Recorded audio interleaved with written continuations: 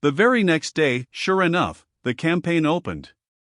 In due course, the Speaker of the House reached that order of business which is termed notices of bills, and then the Honourable Mr. Buckstone rose in his place and gave notice of a bill to found and incorporate the Knobs Industrial University, and then sat down without saying anything further.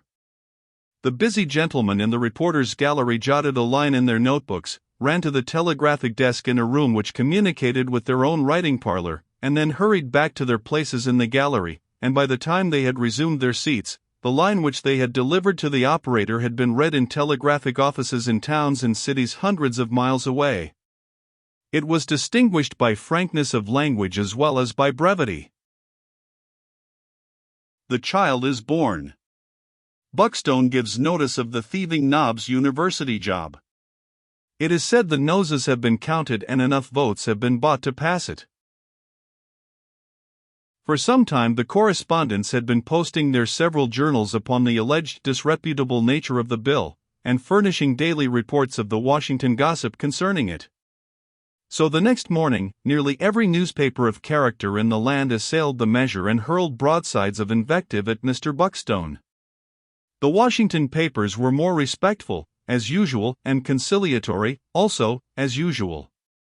They generally supported measures, when it was possible, but when they could not they deprecated violent expressions of opinion in other journalistic quarters. They always deprecated, when there was trouble ahead. However, the Washington Daily Love Feast hailed the bill with warm approbation. This was Senator Balaam's paper, or rather, Brother Balaam, as he was popularly called, for he had been a clergyman in his day, and he himself and all that he did still emitted an odor of sanctity now that he had diverged into journalism and politics. He was a power in the congressional prayer meeting, and in all movements that looked to the spread of religion and temperance.